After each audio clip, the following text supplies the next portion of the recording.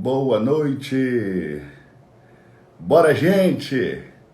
Estamos ao vivo para mais uma live, Os Mistérios da Eternidade. Vou continuar aqui no plano eterno de Deus, no plano da vontade eterna de Deus. Ok? Então, já vai compartilhando essa live aí com todo mundo, manda para os amigos, manda para todo mundo. Bora lá. Bora lá. Boa noite, paz. Boa noite, paz. Hoje vai cair fogo do céu. É isso aí, varão. Isso aí, gente. É isso aí, pessoal. Isso aí, gente. Aí, ó, tem gente de Paragominas. Deus abençoe aí, Paragominas. Coisa boa, hein? Sejam bem-vindos aí na nossa live de Paragominas. Todos de Paragominas aí, sejam bem-vindos à nossa live. De onde mais tem gente nos assistindo aí? Fala a sua cidade aí, o seu estado, para eu ver de onde você está nos assistindo, para eu abençoar aqui a sua cidade, o seu estado. Bora lá, bora lá. Já começa também, já vai clicar nesse aviãozinho aí, ó, e manda para mais 10 amigos aí. Araguaína, Tocantins, Japão, Brusque, João Pessoa. Olha aí, tem gente de tudo quanto é lado aí, tem gente de tudo quanto é lugar. Santos, São Paulo, Zona Leste, São Paulo, Deus abençoe. Medianeira, Wallace, olha isso. Tatuí, São Paulo, Palmas, Paraná. Diz aí de que cidade você está assistindo aí. Arapongas, Paraná. Olha aí, Deus abençoe Arapongas. Tem gente aí de Toronto, no Canadá. Lumiar, Maranhão, Salvador, Orleans, Santa Catarina, Serra do Rio, Teresópolis, Formiga, Minas Gerais, Cubatão, São Paulo, Alto Horizonte, Goiás, Campo Grande, Rio de Janeiro, Joinville. Olha aí, tem gente do Brasil inteiro, ó. Olha aí. O Arão Xavier está lá em Londres, a Londres chamada Ribeirão Preto. Teresina, Pernambuco, São Paulo, Serrana, Florianópolis, Brasília. Deus abençoe todas essas cidades aí, Rondonópolis, Mato Grosso, Brasília, DF. Deus abençoe todas essas cidades, todos esses estados, Betim, Minas Gerais, Balneário Camboriú, também estou aqui nesse friozinho com chuva aqui, ó. Yuri Guilherme, Cuiabá, ó, Deus abençoe. Salvador, São Paulo, Porto Seguro, Bahia, Rio de Janeiro, Orlando, na Flórida, pastor Alexandre Janer, Deus abençoe, amigo. Maceió, Jundiaí, Conceição do Coité, Bahia, Mato Grosso, Itapurá, Deus abençoe Itapurá. Pastor Alex aí, meu amigo de Itapurá. Valença, Bahia, aí, Blumenau, Santa Catarina, Goiânia, Goiás, Deus abençoe Goiânia, Pernambuco, Rio de Janeiro, que tem gente do Brasil todo. Faz o seguinte, clica nesse aviãozinho aí, já envia essa live para mais 10 pessoas, pegue a Bíblia se você tiver a Bíblia, se você tiver uma Bíblia como essa, ok? Pega a sua Bíblia. Se tiver marca-texto, pega o marca-texto. Tem caneta? Já estou pegando a minha caneta para você anotar tudo. Marca-texto para você pintar os textos. Porque hoje nós vamos forte aqui hoje. Tiago Lobos vai estar aí, o maior especialista em marketing digital no nicho cristão do Brasil. Tiago Lobos, trafegueiro dos bravos. Aí é bravo. Trafegueiro poderoso aí, Tiago Lobos. Deus te abençoe, Tiago Lobos, Goiânia. Aí, ó. Tiago tá falando, quem tá aqui que é do desafio Fim dos Tempos? Quem aí é do desafio Fim dos Tempos? Olívia, minha amiga do Rio de Janeiro, lá de Xerém. Filha dos meus amigos aí do Júlio César da Lília. Deus abençoe, Olívia. Deus abençoe. Olívia do mundo de Olívia. Se você tem filhos, tem criança em casa que precisa aprender a Bíblia, pode aprender com a Olívia aí, a minha aluna fiel, ela está dizendo. E a Olívia tem um Instagram, o Mundo de Olívia, também no Facebook, ela ensina lá, numa linguagem muito poderosa, a palavra de Deus, hein? A criança ensinando a palavra de Deus. Olívia, um beijo, viu? Amo a sua vida. Deus abençoe, ama a vida dos seus pais. Manda um abração para eles, estou morrendo de saudade. Tem que ir no Xerém de novo, pra gente comer aí juntos. Lá na casa da Olívia, o pai dela faz cada comida, meu irmão, você tem noção da leitura que eles acham lá não. Bora lá, bora lá, bora lá. A Olívia conta as histórias da Bíblia aí, ó, isso aí. Obrigado, Olívia. Ela conta as histórias da Bíblia lá no canal dela do YouTube. Vai mandando aí, manda para mais 5, 6, 7, 8, 10 pessoas aí, ok? Aí, ó, tem gente aguardando o início da imersão. A imersão de Apocalipse, isso aqui, a imersão de Apocalipse não é para os fracos, tá? Imersão de Apocalipse é para os fortes. Então vai acabar o desafio de Apocalipse, agora sábado, né? Nós já fizemos 22 dias, sábado vai ser uma aula bônus aí, 23º dia. Terminamos no sábado, vamos passar a tarde inteira estudando o capítulo 22 do Apocalipse. E dia 23 e 24 de maio nós vamos ter uma imersão em Apocalipse.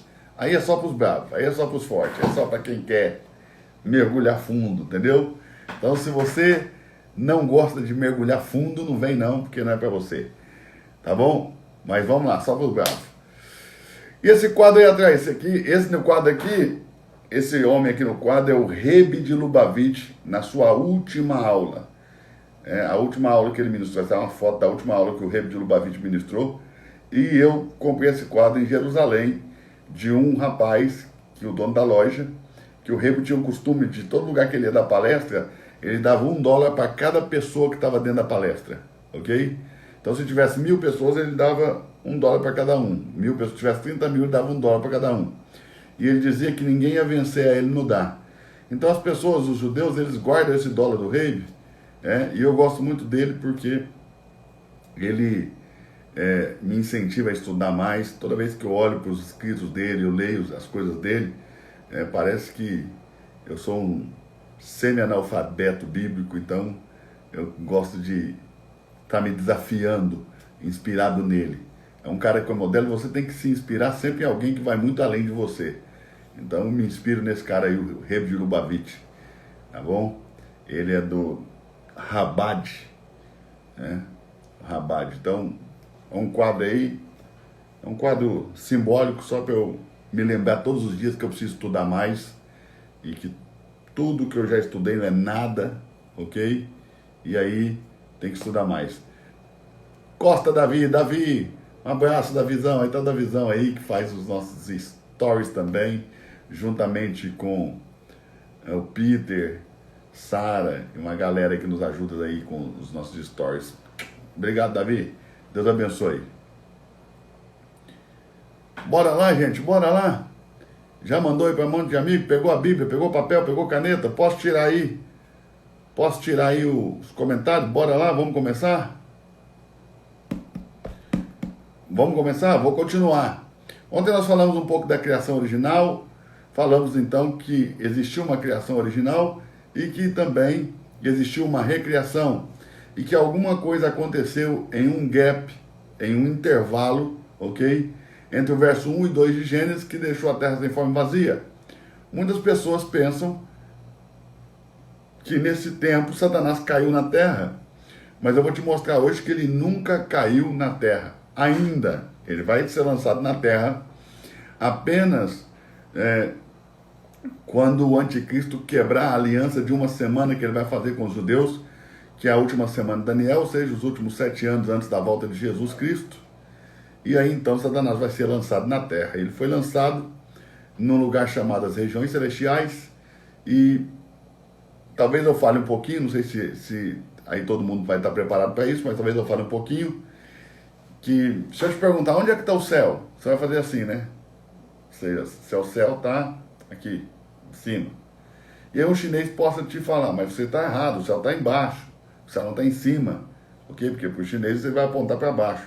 Então você vai apontar para cima, o chinês vai apontar para baixo. Porque na verdade, quando nós falamos de céu, nós não estamos falando de um lugar nesse universo material conhecido. Nós não estamos falando de uma direção ou de um lugar nesse universo. Nós estamos falando de um universo paralelo, né? O céu, ele não tem Ele não tem. Se você apontar para a direita é céu, se você apontar para a esquerda é céu, se você apontar para cima é céu, se você apontar para baixo é céu. O céu está em todo lugar, o céu envolve todo o nosso globo. Então o céu está por todos os lados. Ok? Então o que nós estamos falando, na verdade, de céu, e Jesus vai falar muito disso, Jesus vai falar para Nicodemos, Nicodemos, ninguém pode subir ao céu, senão aquele que do céu desceu, o Filho do homem que está no céu. Só que ele estava em Jerusalém, fisicamente, mas espiritualmente ele estava no céu, ok? Porque o céu é uma dimensão paralela que você pode viver nela, mesmo estando no mundo físico, no mundo material, ok? Jesus também fala em João, deixa eu até pegar aqui, em João 14, é isso mesmo, João 14, quer ver? Vou pegar aqui agora. Em João 14, Jesus vai falar algo também que vai nos deixar com mais clareza disso, né? João 14, no verso 1, Jesus vai dizer o seguinte: não se turbe o vosso coração, crede em Deus e também em mim.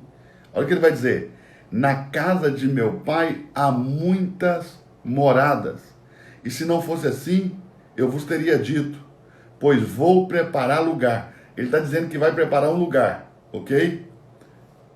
Ele está dizendo que vai preparar um lugar. Deixa eu desativar os comentários aqui, porque... Isso. Ele está dizendo que vai preparar um lugar.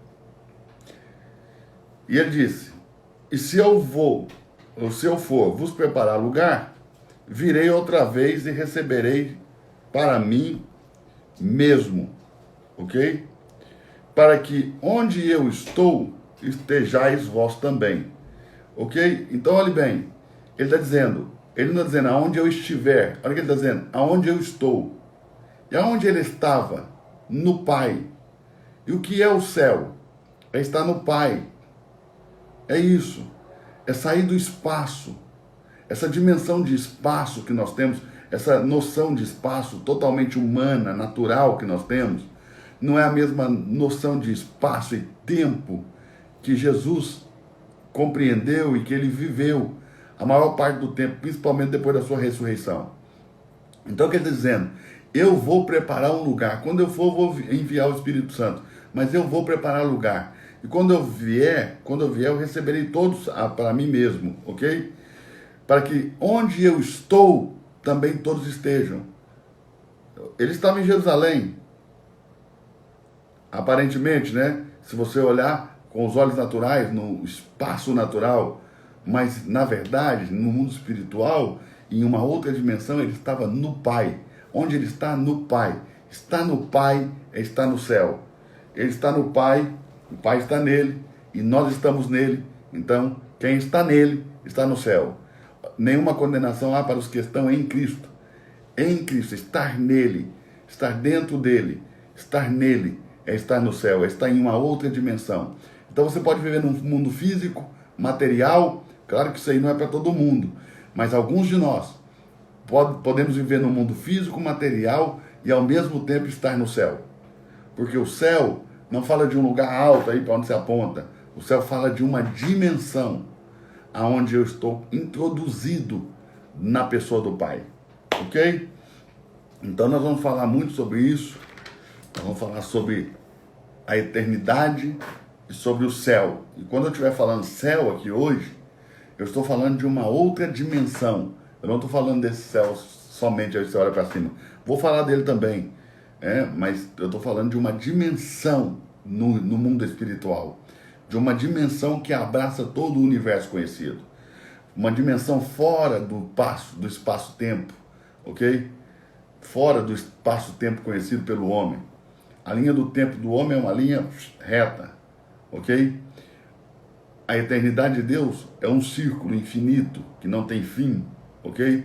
Então, diante de Deus, não há passado, presente e futuro. Tudo que já aconteceu é e vai acontecer. Tudo ao mesmo tempo, entendeu? Porque é um círculo infinito, ok? Se você ler em Hebreus, vai estar escrito que Jesus, ele veio a nós por meio de um Espírito, chamado Espírito da Eternidade. Por isso que ele diz, Nicodemos, ninguém subiu ao céu, senão o que do céu desceu, o Filho do homem que está no céu. E estando em Jerusalém, ele declarou estar no céu. Ele disse para os discípulos, para que aonde eu estou também estejais. Eu estou indo preparar lugar, mas para que vocês estejam onde eu estou. Ele estava no Pai, ele estava no céu.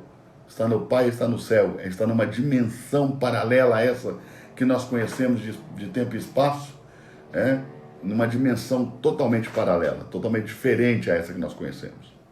Tá bom? Então, prepare a sua caneta, prepare o seu papel para anotação, prepare a sua Bíblia. Eu estou aqui já com blusa de frio, porque está um pouco frio aqui em Balneário hoje. Estou em Balneário Camboriú. Estou deixando aqui a janela aberta, porque eu gosto do ventinho. Mas a Pri trouxe aqui para mim um chazinho quentinho.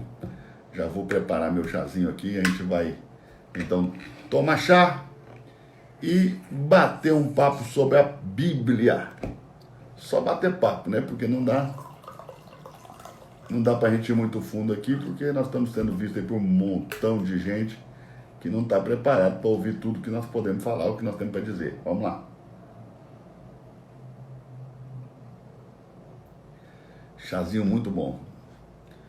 Então, eu vou começar falando um pouco sobre o que aconteceu nesse gap, nesse intervalo entre a criação original e a recriação, entre Gênesis capítulo 1, verso 1 e Gênesis capítulo 1, verso 2. Eu falei ontem que apesar de ser a mesma terra em Gênesis capítulo 1, verso 1 e Gênesis capítulo 1, verso 2, elas estão em estados completamente distintos, ok?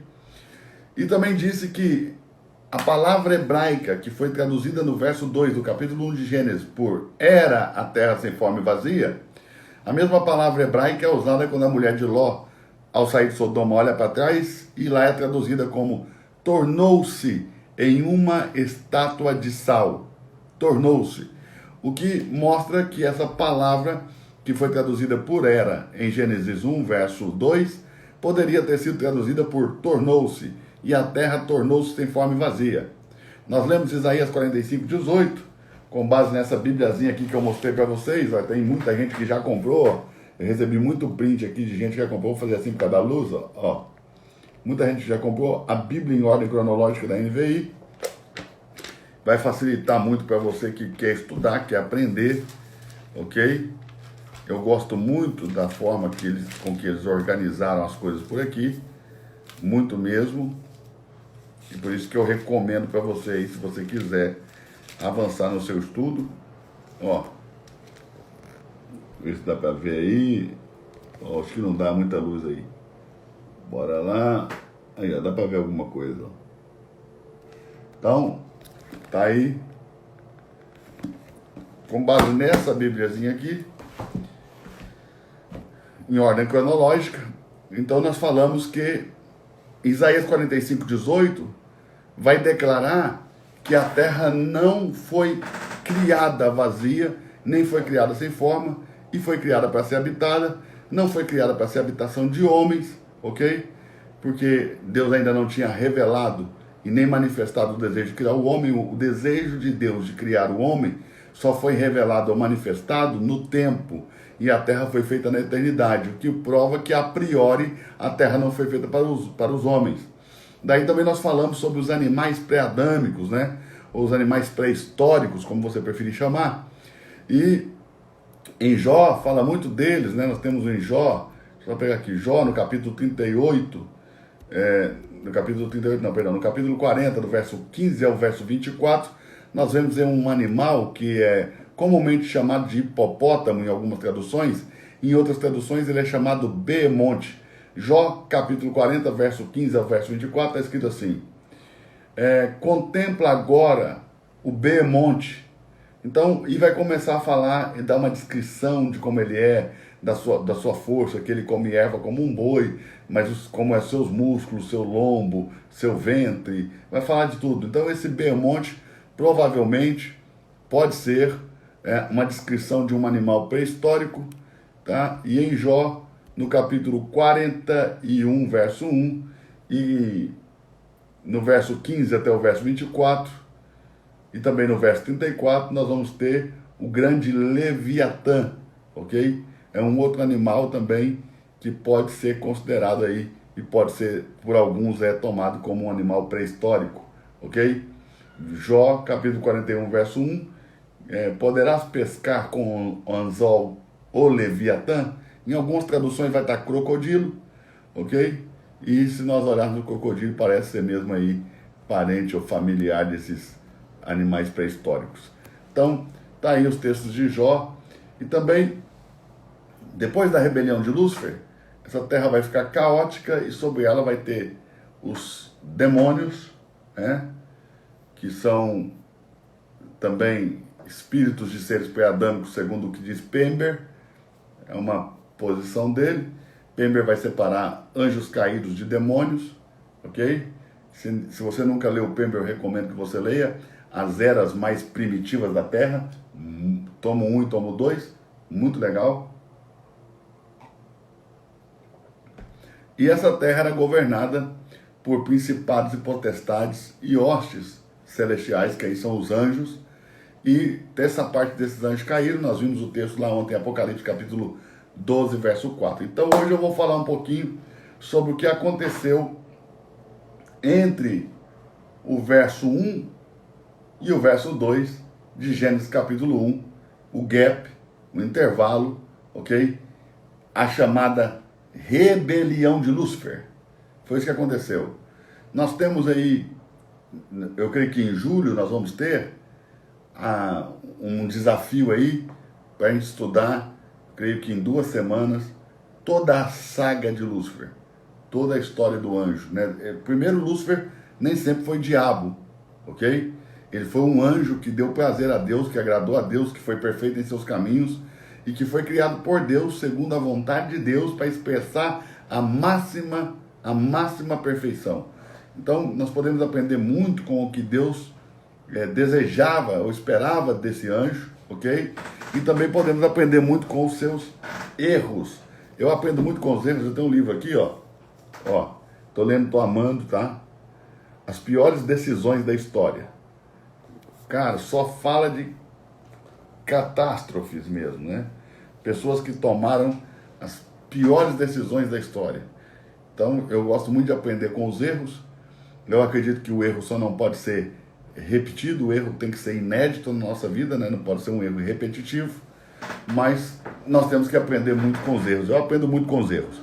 Aproveitando aí, antes da gente começar e entrar mesmo no assunto, desce aí embaixo, tem um aviãozinho aí, parece um aviãozinho de papel, clica com seu dedo aí, marca 10 amigos aí, manda essa live para mais 10 pessoas, mais 30 pessoas, 40 pessoas, 50 pessoas, vai lá, chama todo mundo e vem, vamos lá, a rebelião de Lúcifer no Gap. E o nosso primeiro texto, Isaías 14, 12. Nosso primeiro texto vai ser Isaías 14, 12. Isaías 14, 12. Bora lá, pega papel, pega caneta, pegue aí sua Bíblia e vamos embora. Isaías 14, 12. Eu vou ler como está na minha tradução. A minha tradução é uma tradução de textos receptos, não é de textos alexandrinos. Então, na minha tradução, tem o termo Lúcifer. O nome Lúcifer aparece na minha tradução. Até marquei aqui, vou mostrar para vocês aqui. Deixa eu ver se dá para mostrar de perto aqui, sem a luz. A ver. Ah lá, dá assim, ó. Veja aí, ó. Tem o termo Lúcifer. Vê? Então tem aí o termo Lúcifer. Vou ler aqui. Como caístes do céu, ó Lúcifer.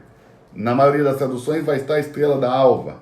Como caístes do céu, ó Lúcifer, estrela da alva, estrela da manhã, filho da alva. Como foste cortado por terra, tu que debilitava as nações. Tu dizias no teu coração, e aqui, essa parte aqui no verso 13, coloque entre parênteses aí se você puder, pegue sua caneta aí, coloque entre parênteses aí, essa parte aí, ó.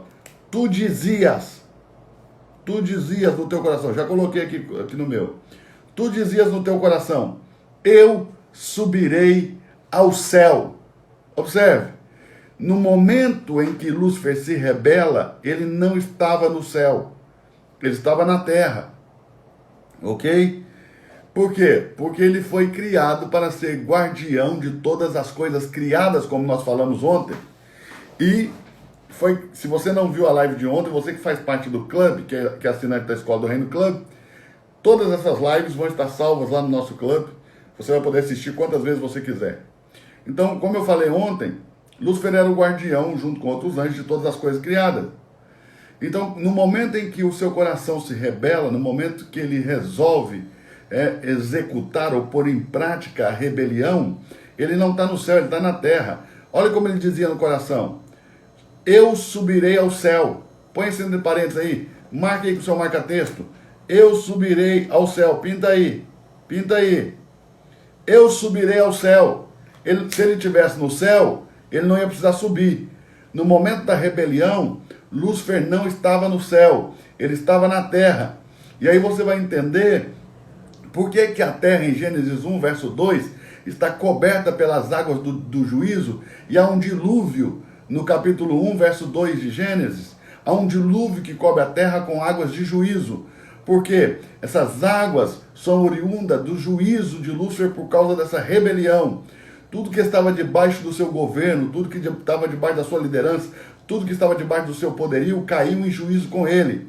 Lembre-se, quando esse grande líder cai, tudo que está debaixo dele cai também. Quando Adão caiu, e eu vou fazer questão de mostrar isso aqui de Adão. Quando Adão caiu, o que estava debaixo do governo de Adão também caiu. Se você puder me acompanhar aí, abra aí a sua Bíblia em Gênesis. Se você não tem uma Bíblia de papel, pegue na Bíblia online. Abra em Gênesis.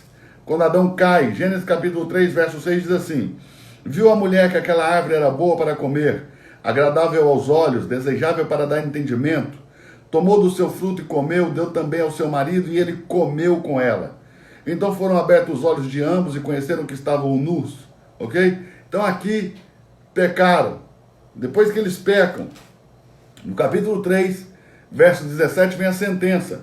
Deus vai determinar uma sentença para serpente, o animal selvático, vai determinar uma sentença para o diabo, que é a antiga serpente, o espírito que entrou nessa serpente, animal selvático. Deus vai determinar uma sentença para a mulher e uma sentença para o homem. No verso 17, nós temos a sentença do homem. Olha isso. Porquanto destes ouvido a voz de tua mulher e comeste da árvore que eu te ordenei que não comesses, maldita é a terra por tua causa. Olha isso. Maldita é a terra por tua causa. Veja aqui no capítulo 1, verso 27, que Deus criou o homem, a sua imagem conforme a sua semelhança, macho e fêmea os criou, e Deus os abençoou e disse: frutificai, multiplicai, vos enchei a terra e sujeitai-a, dominai sobre ela. Então o homem era senhor da terra, ele governava, ele era o líder, ele que tinha governo sobre a terra. Quando esse homem cai, tudo que está debaixo do seu governo cai junto. Então, no verso 17, maldita é a terra por tua causa. A mesma coisa aconteceu com Lúcifer. Lúcifer, volte aí para o 14, 12, né? Isaías 14, 12. Nós estamos no verso 13 agora, Isaías 14, 13. A mesma coisa vai acontecer com Lúcifer. Quando Lúcifer se rebelar e quando ele cair, tudo que está debaixo do seu governo vai cair em juízo, juntamente com ele. Então, quando caem esses grandes líderes, tudo que está em juízo, ok? Tudo que está debaixo dele cai em juízo também, no mesmo juízo que ele. Eu estou falando de grandes líderes, estou falando de Lúcifer, eu estou falando de Adão, ok? Eu estou falando de Caim, eu estou falando de Lameque, eu estou falando de Noé, estou falando de Abraão, estou falando de Davi, de todos os grandes líderes. Quando eles caem em juízo, o que está debaixo do seu governo também é afetado de alguma maneira. Algumas vezes mais afetado, outras vezes menos afetado, mas sempre, de alguma maneira, é afetado tudo aquilo que está debaixo do seu governo. Então, a terra se tornou maldita por causa do pecado de Adão. E a morte passou a todos os homens, você já sabe disso. Então, no momento em que Lúcifer se rebela, no momento em que ele propõe, eu vou realmente me rebelar, ele não está no céu, ele está na terra. Ele diz: subirei ao céu, subirei ao céu.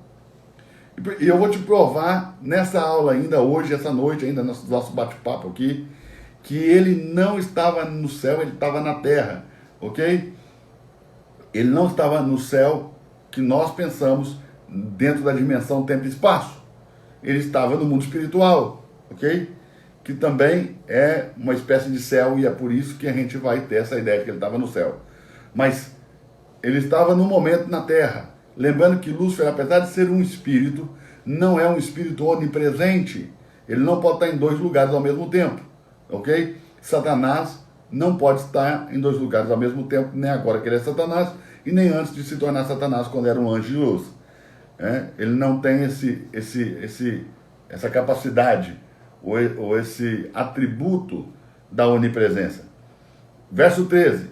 Tu dizias no teu coração, eu subirei ao céu, acima das estrelas de Deus exaltarei o meu trono. Olha isso, ele não está dizendo que vai roubar o trono de Deus, ele está dizendo que vai exaltar o trono dele. Lúcifer não está dizendo que vai roubar o trono de Deus, ele está dizendo que vai exaltar o trono dele. Você sabe que o céu tem duas configurações. O céu de Apocalipse, no capítulo 4, apesar de ser o mesmo céu do Apocalipse capítulo 5, eles estão em configurações diferentes. No início do capítulo 4 é uma configuração. Depois, dentro do capítulo 4, é arrumada uma outra configuração. No capítulo 4 de Apocalipse, João diz, eu fui arrebatado ao céu. Quando eu cheguei lá, eu vi, tinha um trono posto no céu. Então, no momento em que João chega, o que ele vê imediatamente é um trono. Mas Daniel, no capítulo 7, verso 9, Daniel vai dizer, e eu continuei olhando nas minhas visões da noite, até que foram postos uns tronos, e o ancião de dia se assentou. Depois João vai dizer que esses tronos que Daniel viu sendo colocados na sala do trono ali, diante do Senhor, diante de Deus, ok? São 24 tronos. João vai dizer o número desses tronos. Daniel diz, até que foram postos uns tronos. João vai dizer, 24 tronos estão ao redor do trono. E 24 anciãos estão sentados sobre esses tronos, vestidos de vestidos brancos. Mas quando João chega, só há um trono. Eu vou lá em Apocalipse capítulo 4, vamos lá, para você ver. Quando João chega, só há um trono. Depois são colocados tronos. Apocalipse capítulo 4, verso 1, diz assim, depois dessas coisas olhei, e eis que uma porta estava aberta no céu. E a primeira voz que, como de trombeta, ouvira falar comigo, me disse, sobe aqui, e mostrar-te-ei as coisas que depois dessas devem acontecer. Logo fui arrebatado em espírito, e eis um trono estava posto no céu. Põe entre parênteses isso aí. Se você tiver um marca-texto, marque aí com o seu marca-texto, ó. Eu vou marcar aqui com o meu. Um trono estava posto no céu. Um trono posto nos céus. Um trono. Observe que a palavra céu aqui no verso 2 de Apocalipse 4 está no singular, não está no plural, igual em Gênesis 1, verso 1, ok? Mas Daniel vai ver, ele vai continuar olhando até que sejam postos tronos, porque Daniel está tendo essa mesma visão do mesmo dia, do mesmo momento que João. Daniel foi arrebatado muitíssimos anos antes da morte de Jesus e foi levado ao mesmo instante, no mesmo momento em que João, que foi arrebatado anos depois da morte de Jesus, também estava arrebatado, e eles estão vendo acontecer a mesma coisa. Daniel 7,9, Daniel vai dizer, e eu continuei olhando, até que foram postos uns tronos. Olha aí no verso 9, marca entre parênteses aí, uns tronos. Sempre esses detalhes importantes aí, você precisa marcar entre parênteses, ok? Então, quando João chega, a configuração é uma, João permanece um pouco e essa configuração é mudada. Por quê? São trazidos uns tronos. São trazidos e são colocados alguns tronos na sala do trono. Quantos são esses tronos? João diz que são 24 tronos. Onde esses tronos estavam? Eles eram um mistério escondido na eternidade? A eternidade esconde muitos mistérios, ok? Esse era mais um dos mistérios escondidos na eternidade. Eu vou falar para você, não vai dar tempo da gente fazer o estudo aqui, mas na saga de Lúcifer, ok? E se eu fosse você, eu não deixaria de fazer. Quando você ouvir falar da saga de Lúcifer, não é porque eu que vou ministrar, não. Presta atenção. Venha, porque é conhecimento mesmo, profundo e abundante do assunto, tá bom? Nós vamos compartilhar muito conhecimento, mas muito mesmo. Tudo aquilo que eu li e aprendi nesses anos todos eu vou compartilhar nessa saga de Lúcifer aí, que vai ser o desafio de julho. Em junho nós temos o desafio de Efésios. Em julho vai ter o desafio a saga de Lúcifer, ok?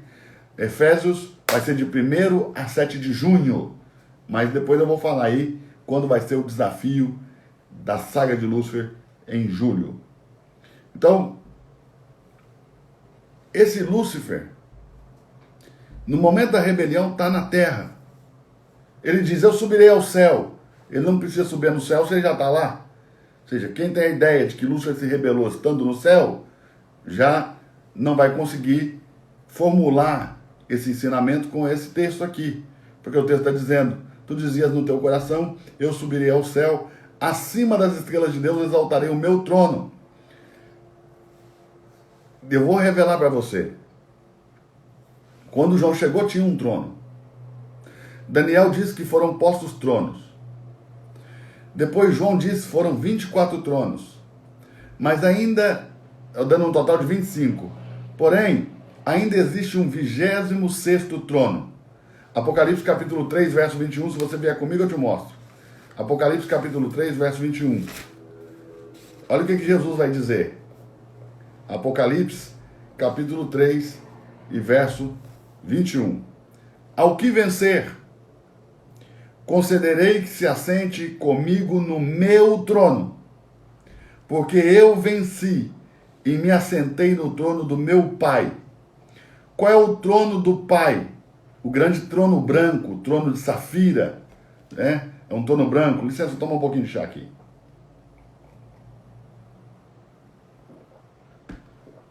O trono do Pai é um grande trono branco, um trono de safira. Deixa eu te mostrar, aproveitar que nós estamos aqui em Apocalipse, deixa eu te mostrar. Abra em Apocalipse capítulo 20. Apocalipse capítulo 20. Ok?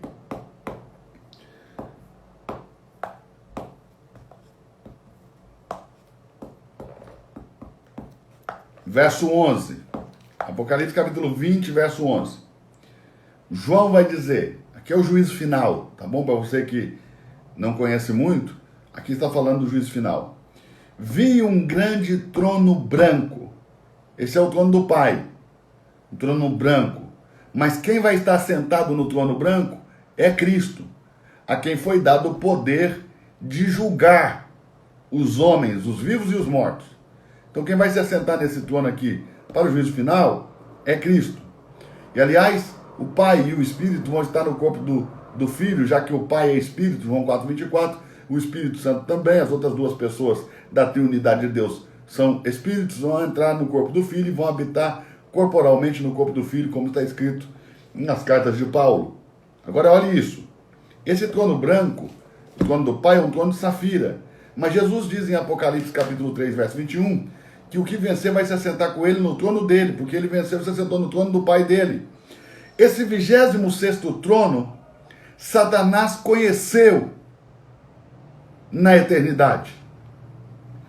Lúcifer conheceu o 26º trono. O que ele não soube é que o 26º trono tinha um dono e não era ele. Porque ontem nós falamos que Jesus era um mistério escondido pelos séculos dos séculos, pela eternidade. Eu te mostrei isso. E esse mistério escondido foi escondido até mesmo dos anjos. Nem os anjos sabiam que Deus tinha um filho. Então Lúcifer pensou que esse trono, esse 26º trono, um trono que tem 7 degraus, está sobre uma plataforma, que o assento dele é circular, é redondo.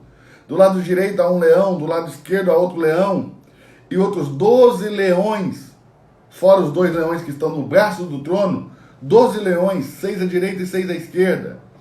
Esse trono, que é tipificado na terra como sendo o trono do rei Salomão, é o trono do Filho.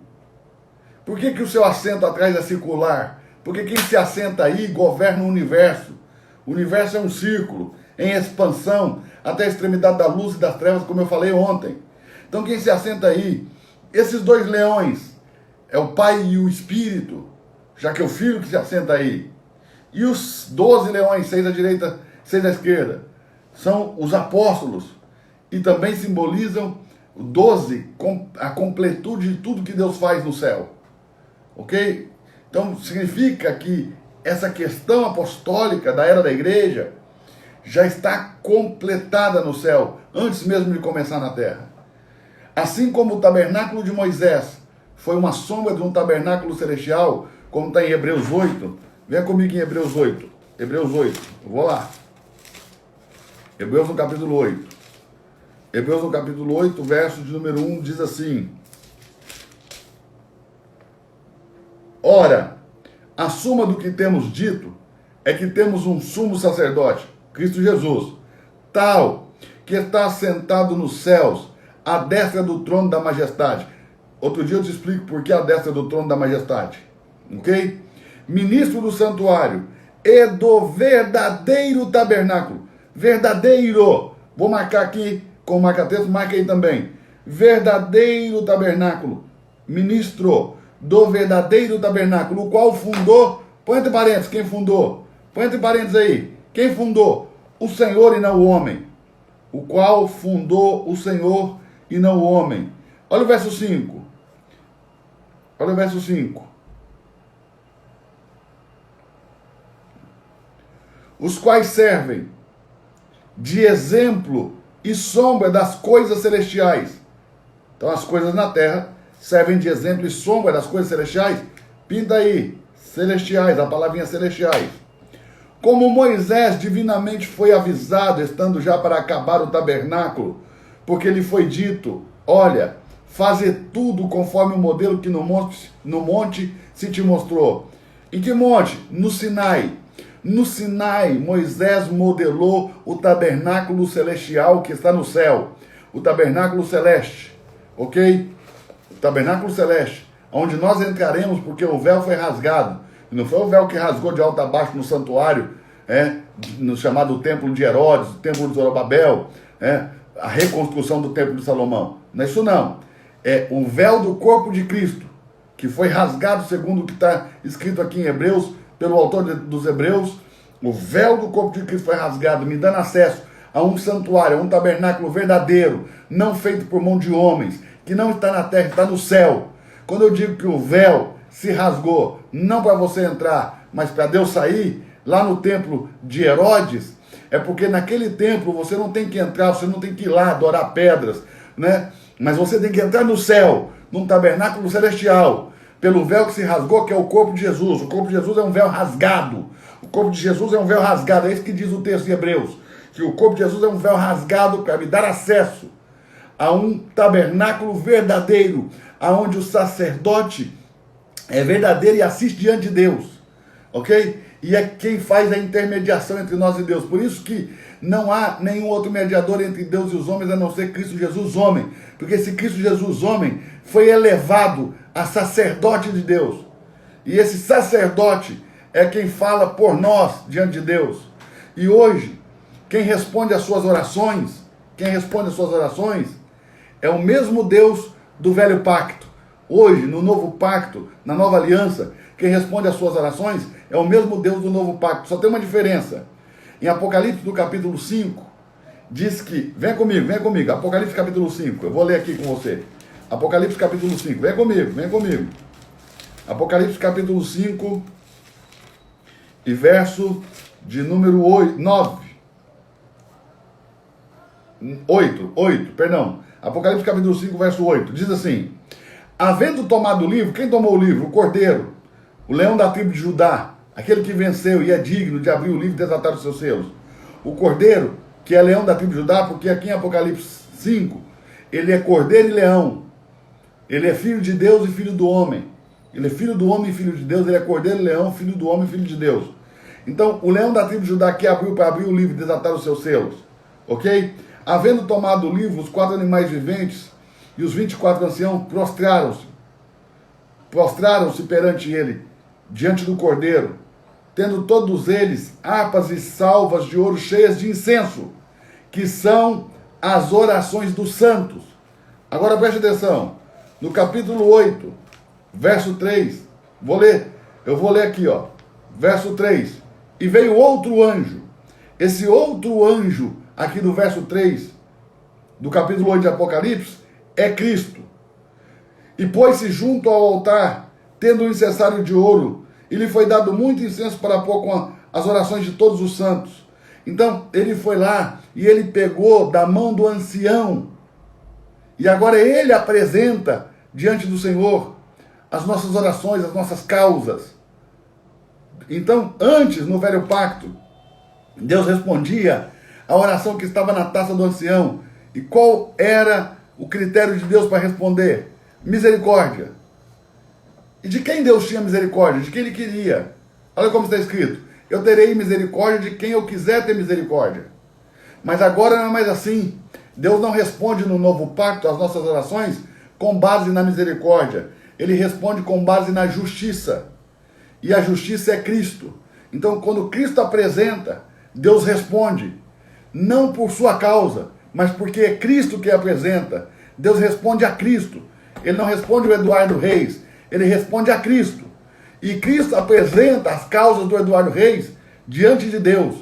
E agora Deus não pode mais escolher quem ele vai responder, porque ele não responde. Os santos, ele não responde pela misericórdia. Os ímpios, ele responde pela misericórdia. Mas os santos, ele responde pela intermediação de Cristo, o nosso sumo sacerdote, que apresenta o incenso diante de Deus. Ok? Então vai entendendo isso. Volta lá para Ezequiel, que a gente saiu do assunto aqui, eu abri um parênteses só para te dar um pouco mais de conhecimento, para liberar um pouco mais de conhecimento aí sobre você e na sua vida. Volte aqui para Ezequiel, Então, verso 13, capítulo 14 de Isaías. Isaías capítulo 14, verso 13. Não é Ezequiel agora, desculpe. Isaías 14 e 13. É porque eu fico assim, tão, sabe, eufórico, eu fico na adrenalina aqui, vontade de falar tudo, estou tendo que me conter. Mas olha isso. O anjo dizia no seu coração: eu subirei ao céu. Ou seja, ele não estava lá. Mas por que ele queria subir lá? Por causa do 26º trono. O trono de Cristo. Como Cristo era um mistério escondido até mesmo aos anjos, os anjos não sabiam que Deus tinha um filho, ok? Naquele momento ali, Jesus aparece como outro anjo, porque ele ainda não podia se revelar. Ele não podia se revelar, porque para João, o tempo é depois da morte de Jesus, aproximadamente 90 anos. Mas na eternidade, naquele momento, ainda não era o momento dele ter se revelado. Então, por isso que ele aparece como outro anjo. Então, depois ele vai aparecer como cordeiro, leão, filho do homem, filho de Deus. Aí, como filho do homem, já é revelado. Como filho de Deus, ele também já é revelado. Ok? Ele chega no céu como filho do homem. Ele não entra no céu como Deus, ele entra como um homem que venceu e pôde entrar pelo véu que foi rasgado do seu corpo. Agora, entenda isso aqui. Guarde isso. Daniel disse: eu vi chegar com as nuvens do céu se assemelhando ao Filho do Homem. Está em Daniel capítulo 7, verso 13. Quando ele chega no céu, ele chega como Filho do Homem. Quando João vê, diz: parece um cordeiro, parece que foi morto. Esse foi morto, no original grego, quer dizer, parecendo que acabara de ser degolado. João diz: mas está aqui. O ancião olha para a mesma pessoa que Daniel viu como Filho do Homem, que João viu como cordeiro, e o ancião de dias diz: é o leão da tribo de Judá. Quem é o cordeiro? O cordeiro que remiu os homens dos seus pecados. Quem é o leão? O leão que vence Satanás e que é digno de abrir o livro e desatar os seus selos. Então olha isso. Lúcifer achava que aquele trono era dele. Como Lúcifer é um ser criado, na cabeça de Lúcifer, ele entendeu que em algum momento Deus privou ele desse trono. Essa é a visão que Lúcifer tem de Deus. Anote aí. Anote essa frase que eu vou dizer agora. Anote isso. Cada um conhecerá o Deus que quiser conhecer. Deus tem 72 nomes pelos quais ele é chamado. Cada nome revela uma face desse Deus. Cada um vai conhecer o Deus que quiser conhecer. A maneira que você enxerga vai determinar o que dele você recebe. Então, Lúcifer enxergou a Deus como um Deus privador. Na mente de Lúcifer, na mente de uma criatura criada, finita, não imortal, mas que foi criada, que teve uma origem inicial. Não é como Deus que é eterno, incriado. Ok? Na cabeça de Lúcifer, Deus em algum momento privou ele desse trono, com medo de que ele superasse a Deus. Se Lúcifer quisesse o trono de Deus, o seu orgulho, a sua soberba não seria tão grande. Porque se ele quisesse tomar o trono de Deus, ele estaria declarando para todo o universo que não há como ser maior que Deus. Deus é o máximo que alguém pode chegar, então eu quero o trono dele. Mas o que Lúcifer realmente queria era estabelecer um trono paralelo que pudesse superar a Deus. Ele acreditou de verdade que ele poderia superar a Deus. Então põe na sua cabeça, rebelião não é eu querer ser igual a quem me ensina. Se eu quero ser igual a alguém que está me ensinando, o nome disso é discipulado, não é rebelião. Rebelião é quando eu quero ter um governo paralelo, quando eu quero ter uma escola paralela à escola que me ensina, uma academia paralela à academia que me ensina, um conhecimento geral paralelo ao que me ensina, sem ainda estar preparado para isso, sem ter sido liberado para isso. Então, o governo paralelo é a rebelião. A rebelião, um choque de governos dá quando alguém tenta estabelecer um governo paralelo ao governo que já tem, uma autoridade paralela à autoridade que já tem. É isso que acontece hoje no mundo, dentro das casas, das famílias. Um filho e um pai começam a estabelecer governos paralelos, medindo força um com o outro, confrontando um com o outro, a mãe com a filha, um irmão com outro irmão, ok? O irmão mais novo com o irmão mais velho. Aí os líderes das igrejas, o seu pastor, o seu padre, né? Você começa a medir força com ele, quer estabelecer um governo paralelo, quer montar uma congregação paralela, quer montar ali uma igreja paralela.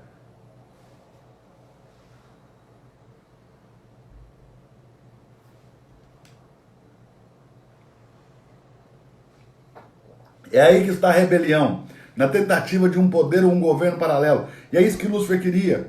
Ele dizia, eu vou subir aos céus, acima das estrelas de Deus eu vou exaltar o meu trono. Eu vou falar dessas estrelas de Deus aqui, ok? Essas estrelas de Deus são anjos.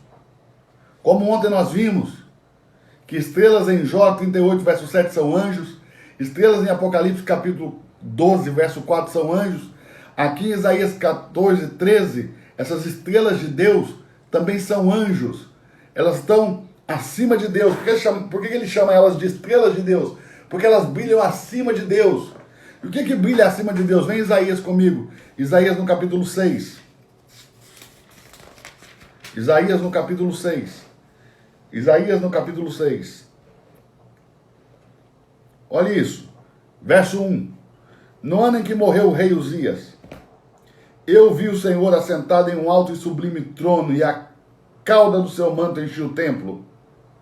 Serafins estavam por cima dele, e tinham 6 asas. Com 2 cobriam seus rostos, com 2 cobriam seus pés, e com 2 voavam. Serafim. A palavra serafim vem do hebraico saraf, que quer dizer que arde em chamas. E serafins estão acima de Deus. É a única coisa que existe acima de Deus. Os serafins. Então quando Lúcifer olhou para o céu, ele disse, eu vou subir ao céu. Eu vou subir acima das estrelas de Deus. Eu vou subir no norte. Sempre aponta para o mais alto. Ainda que não esteja falando aqui de uma dimensão de espaço e tempo, ou de tempo e espaço natural. Estamos falando de uma dimensão em que o espaço e o tempo é outro. O tempo é a eternidade e o espaço é totalmente espiritual, mas o norte é uma linguagem que diz mais alto, sobre tudo, sobre todos. Ele diz, eu subirei sobre o mais alto, eu subirei sobre acima das estrelas de Deus, e lá eu vou exaltar o meu trono. Ou seja, eu vou estabelecer um governo paralelo e eu vou superar a Deus. No monte da congregação me assentarei para os lados do norte. Olha isso. No monte da congregação me assentarei para os lados do norte. Ele quer se assentar no monte da congregação. Ele quer se assentar para o lado do norte. Ele diz, eu subirei acima das mais altas nuvens. e serei semelhante ao Altíssimo. Ele quer subir acima das nuvens, o que prova que ele está abaixo das nuvens. As mais altas nuvens são cúmulos limbos, alguma coisa assim, não estou lembrando agora como é que pronuncia, mas assim, estão aproximadamente 13 mil metros de altura.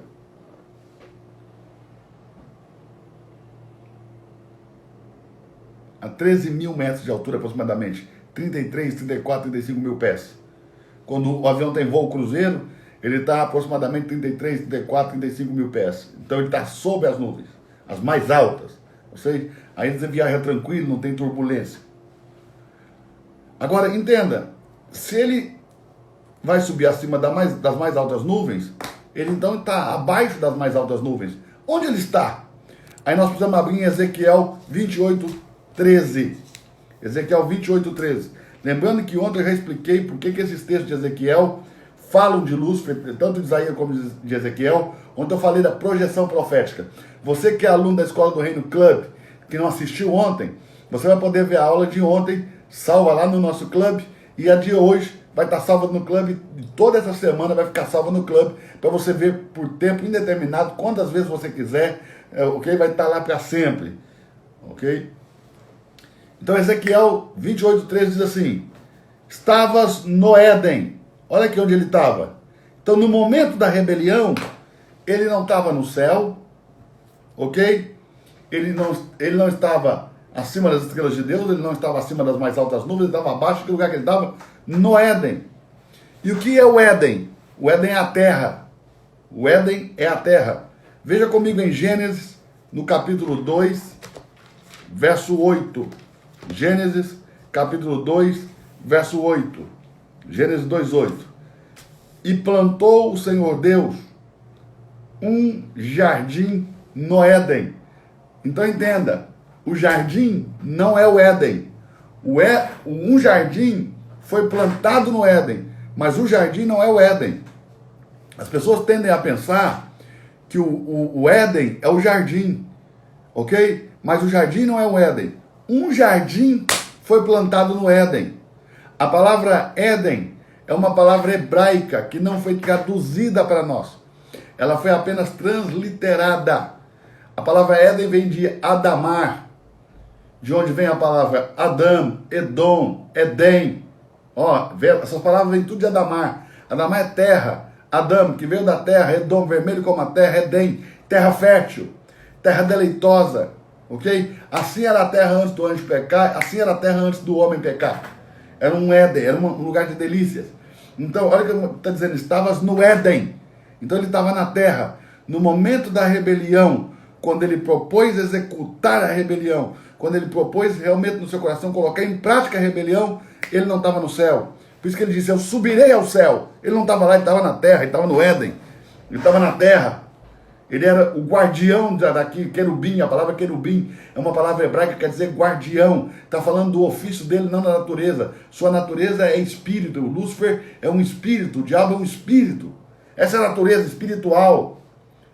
Totalmente espiritual. Agora, esse espírito tem como ofício ser querubim, ser guardião. Guardião de quê? De todas as coisas criadas na criação original, antes do gap, antes de Gênesis 1, verso 2. Antes do intervalo. Essas coisas foram destruídas na sua rebelião e na sua queda. Porém, a sua queda não vai se dar na terra. Mas isso eu vou falar só amanhã. A sua queda vai se dar, eu vou só concluir aqui para você. A queda do anjo vai se dar nas regiões celestiais. Nas regiões celestiais. Ele vai cair num lugar, na escuridão e nas trevas, nas regiões celestiais. No segundo céu. Paulo diz, conheço um homem, não sei se no corpo ou fora dele, na carne ou no espírito, foi arrebatado até o terceiro céu. Tem um terceiro céu porque tem segundo e primeiro. E aqui nós estamos falando de dimensões. Então esse segundo céu, existe um lugar nesse segundo céu que é trevas. E ali ele caiu. Nas regiões celestiais é onde ele está agora. Apesar dele poder vir passear na terra, rodear por ela, né, e deixar a terra do jeito que ela está, infernal, ok? Ele volta sempre para lá, porque ali também ele acusa os santos de dia e de noite, diante de Deus. Esse lugar nas regiões celestiais é conhecido também como diante de Deus. É ali, o lugar que ele está é conhecido como diante de Deus. Ele vai ser lançado na terra. Em Apocalipse, no capítulo 12, ele vai ser lançado na terra. Apocalipse capítulo 12, verso 7, diz que haverá uma grande batalha no céu. Apocalipse capítulo 12, vou abrir para você. Apocalipse capítulo 12, verso 7. Houve batalha no céu. Por que João ouve? Lembrando, quem está fazendo desafio de Apocalipse sabe. Quase todos os verbos e predicados no Apocalipse estão no passado. Porque João foi levado na eternidade. Ok? Então na eternidade tudo é. Olhe bem, Cordeiro que foi morto desde a fundação do mundo. Jesus não morreu na fundação do mundo, Jesus morreu no tempo, na cruz, há um pouco mais de 2000 anos atrás. Mas na eternidade, ok? O tempo não importa, não significa nada. Essa noção de tempo e de espaço que nós temos do mundo natural, na eternidade não são nada. Então ele estava morto desde a fundação do mundo, só que na eternidade. Porque a eternidade, pega a linha do tempo, a eternidade é como se você pegasse os dois pontos da linha do tempo e ligasse um no outro e fizesse um círculo. Então, a partir daí, tudo se torna infinito, em loopings infinitos, e não há mais fim, ok? Mas talvez nós falamos disso também outra hora. E aqui diz que houve uma batalha no céu. Miguel e seus anjos batalharam contra o dragão e seus anjos, mas não prevaleceram, nem mais se achou seu lugar no céu. Veja, eles têm um lugar no céu, no verso 8, mas já não mais se achou seu lugar no céu. Foi precipitado o grande dragão, a antiga serpente chamada Diabo e Satanás, que engana o mundo todo. Foi precipitado na terra. Então aqui ele vai ser precipitado na terra. Que momento é esse? Esse aqui é exatamente no meio da última semana das 70 semanas de Daniel. Da última semana, no meio dos 7 anos, quando se completarem 3 anos e meio, 42 meses, 1260 dias, então Satanás vai ser lançado na terra.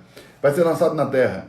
E aí, verso 10 diz: e ouvi uma voz no céu que dizia: agora é chegada a salvação, a força, o reino do nosso Deus e o poder do seu Cristo, porque já o acusador dos nossos irmãos é derrubado, o qual os acusava diante de Deus de dia e de noite. Olha isso aqui, verso 12. Por isso, alegrai-vos, ó céus, e vós que neles habitais. Por que alegrai-vos, ó céus? Porque ele já não está mais no céu. E ai dos que habitam na terra e no mar, porque o diabo desceu a vós e tem grande ira, sabendo que lhe resta pouco tempo. Só lhe resta mais 3 anos e meio, até ele ser preso no grande abismo, ok? Onde ele vai ficar preso por 1000 anos e será solto no final em Gog e Magog. Olha, eu fiz um plano aqui. Deixa eu mostrar aqui para vocês.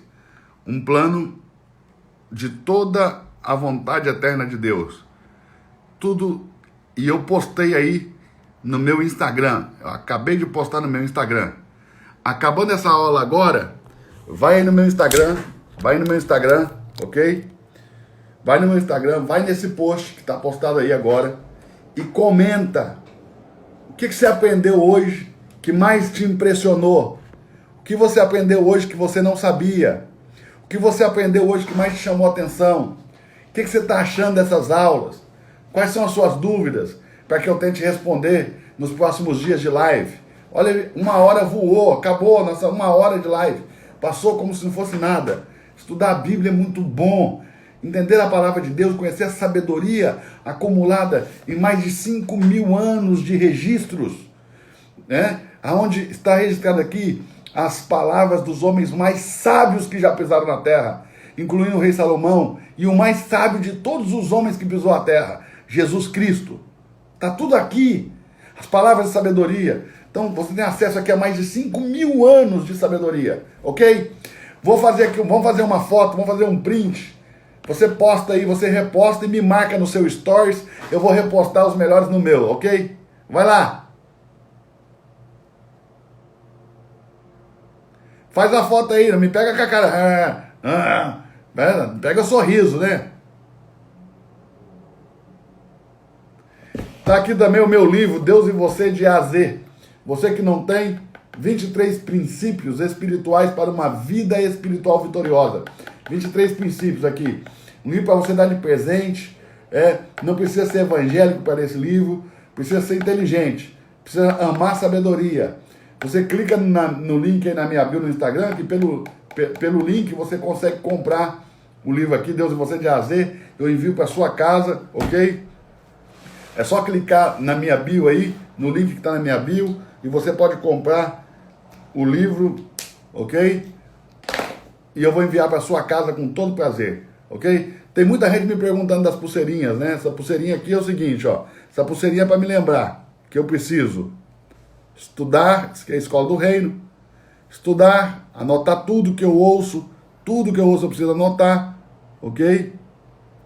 Aqui está uma Bíblia aberta para lembrar que eu tenho que ler todo dia, uma interrogação para me lembrar que eu tenho que fazer perguntas todos os dias, um coração para me lembrar que eu preciso amar tudo isso, né? E aqui, duas pessoas para me lembrar que eu tenho que pegar o conhecimento que eu recebo e compartilhar com ele, com alguma pessoa, porque eu não posso me tornar um obeso espiritual. Eu tenho que transbordar na vida de alguém. Não se torne um obeso espiritual. Tudo que você está aprendendo, fale, compartilha, né? Fala para todo mundo, compartilha. Não se torne um obeso espiritual, não guarde o conhecimento dentro de você. Não vá crescendo, transborde, porque quanto mais você transborda, mais Deus dá. Ok? Quanto mais você transborda, mais Deus dá. Te espero amanhã, 23 horas, para mais um pouco de Mistérios da Eternidade. Vamos continuar aí no Mistério da Vontade de Deus. Eu postei lá esse gráfico que eu fiz aqui, tá postado aí no meu Instagram, vai lá, fala tudo que você aprendeu hoje, as frases que mais mexeram com você, aquilo que você não sabia, que você descobriu hoje, ok? As dúvidas que você tem. Corre lá, comenta agora, um beijão no teu coração, prazer estar com você aqui. Tchau, tchau, tchau, tchau, tchau, tchau, tchau. Até amanhã, às 23h.